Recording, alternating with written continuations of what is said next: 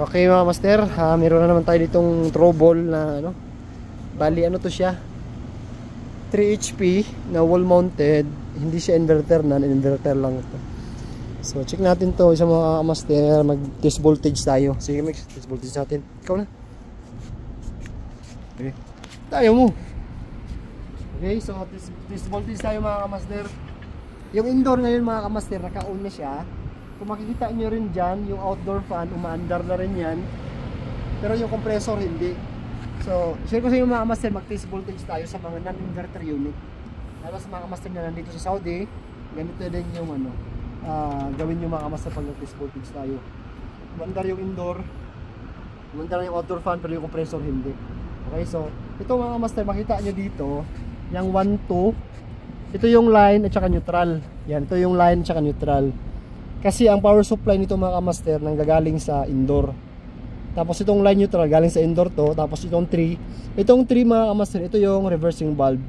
Tapos itong number 4, ito yung outdoor fan. Kasi nakahiwalay yung supply ng coil ng contactor at saka sa outdoor fan.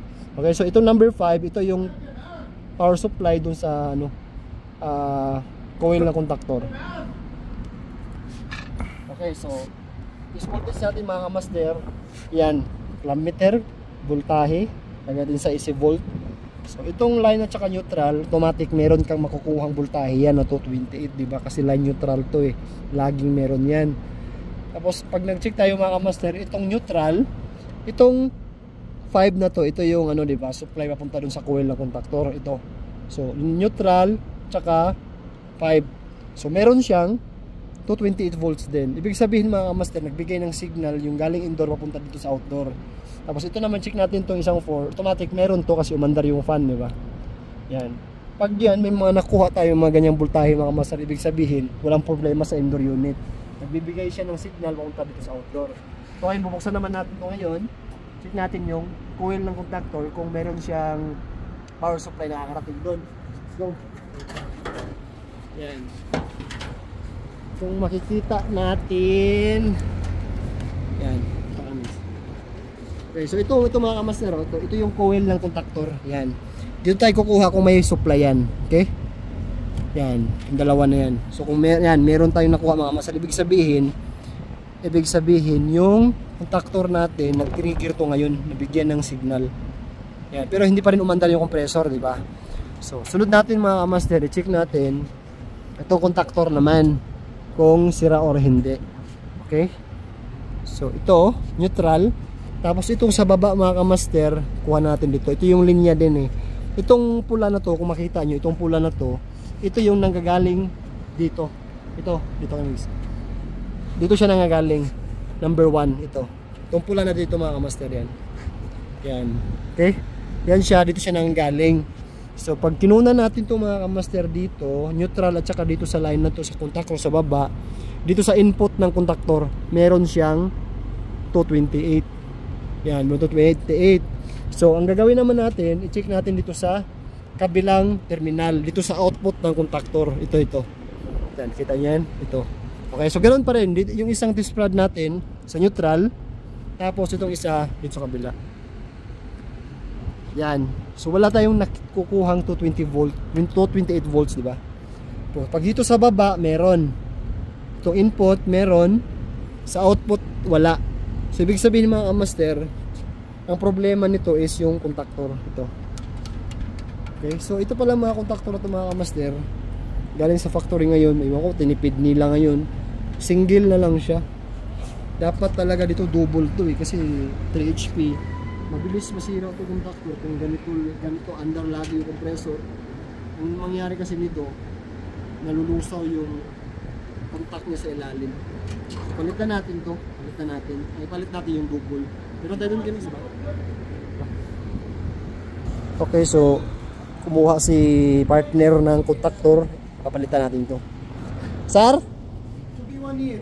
10 days to be 1 year. Hidaash ya harsa? Huh? Hidaash? Yes. Okay. Contactor. Ha? Ano na? Wala na, off na. Yung customer. Arcela, what's up, ana sir? Sir, Aracel, what's up, Ana? Okay. But you have to pay, okay. Okay, kumuha si partner na contactor, palitan natin to. Natin to isa-isa. Naka-off na yung ano, power supply dun sa baba, naka-off na. So, wala nang kuryente to, wala nang taba. Ha? Oo.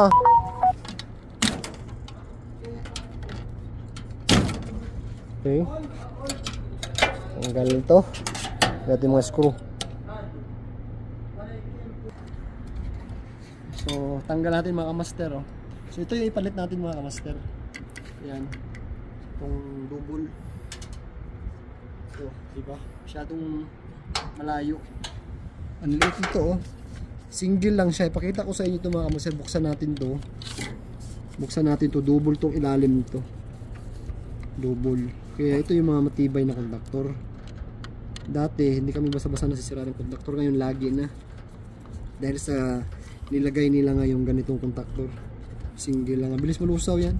Yan, makita nyo mga master, double yan, no? Yan, kaparalil siya dito, ganun. So matibay yan, kasi ito kasi isa lang, ito lang siya, ito dalawa, ito isa lang siya, kaya lagi nasisira yan. So kabit na natin ito.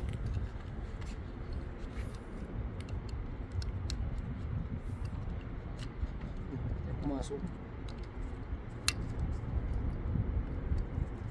Pumasok, boy. Mamaya na. Hagipin natin ito dito.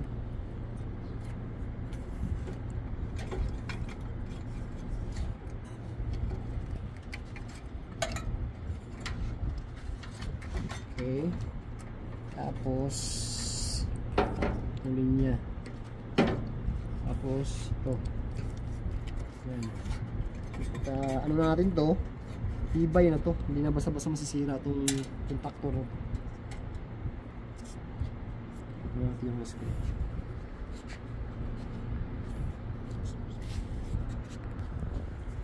Okay, so ayan, kabit na natin itong bagong contactor natin mga kamaster.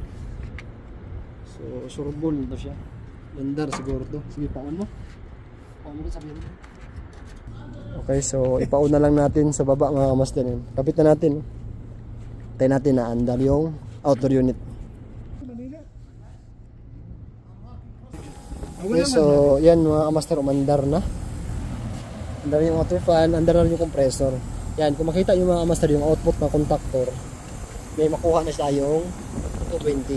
Yan, meron na siya, oh. Yan, sa output natin chinika, neutral tsaka output ng contactor, may 225 volts na. Kaya umandar na yung compressor, kasi kanina wala, di ba? So sira ito mga kamaster. Tingnan natin ang pirahe. Yan, 9.2. So goods na siya. Yan, nakalagay dito sa current 9.6 to 9.4. So goods yan, kasi non-inverter to eh. So dito tayo mag-base mga kamaster. Okay, pagka inverter unit dito sa rated current, apain natin yung suction, malamig na rin siya. So goods na to mga kamaster. Job well done na naman tayo, boy. Okay, so yun lang, bye bye.